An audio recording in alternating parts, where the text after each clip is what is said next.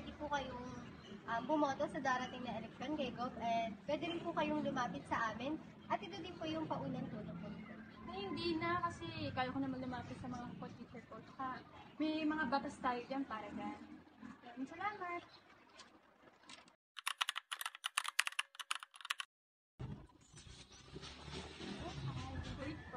Ay, ito yung mga addition, like subtraction. Ayan. Pag ito yung subtraction is pagbabawas.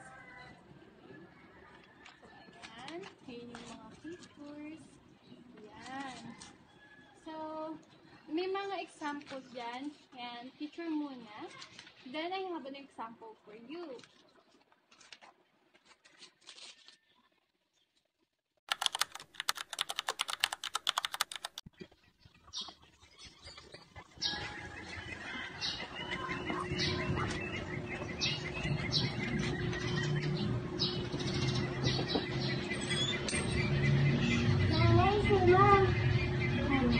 Ayun po, nandito po ako para po magbigay po ng financial po para sa pag-aaral.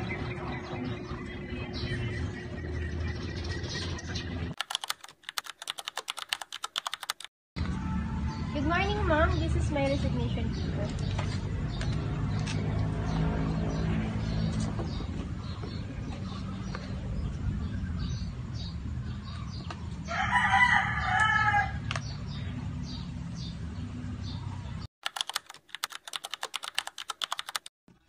Bilang isang guro, may tungkulin tayong pakiramdaman ko may nararamdaman ng ating mga kapwa-guro.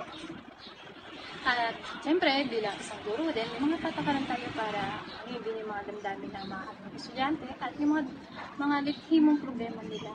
Ganun, gagabayan natin sila. Bilang isang guro, tayo ang pangalawang namin.